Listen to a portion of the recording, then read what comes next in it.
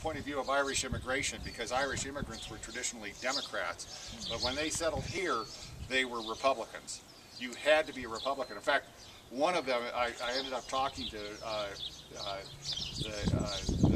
a descendant of John McCone, who was a Fenian Irish revolutionary here, and he was a fierce Republican.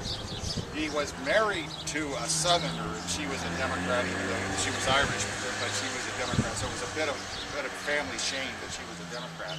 But John McCone was a Republican, and had a foundry here, the Fulton Foundry. It then had a San Francisco Bay Area manifestation.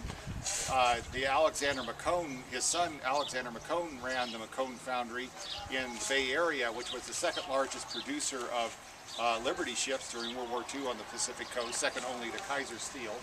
And then his son, John McCone, named after the original John McCone, became the CIA director under Kennedy, and is often pointed to by conspiracy theorists as an example that, of course, he was a Republican, and that's why he would want to kill the Democrat Kennedy.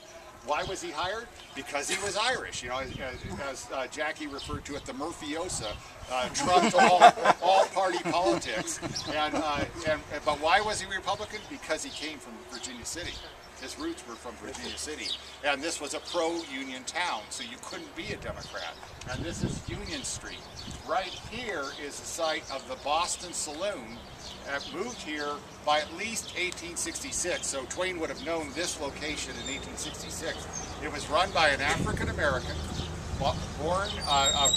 free-born black from Massachusetts, who came here and established the Boston Saloon actually just about 50 feet downhill from where Mark Twain lived in 1863, and then later he moved it to this site. We excavated this site and found about 30,000 artifacts, including the world's oldest bottle with a Tabasco pepper sauce imprint. Now they have older bottles there. They'll tell you on their website this isn't the oldest bottle, because McElhaney originally used cologne bottles with no stamp. We just have the oldest one with the stamp. They have older ones, and you know, whoop-de-doo. They want to buy our bottle. They ain't gonna get it. But this was a very nice establishment. We've excavated 4 saloons, and we were able to demonstrate this had the best cuts of meat, the best crystal. It had a newly patented gas lighting system that kept the fumes and the odor down to a minimum. This was a really nice place to come. And so, and of course it had Tabasco pepper sauce, the only place that we found where that has that. So if you get in a time machine, you want something to eat, come to the Boston Saloon. It's where it's at.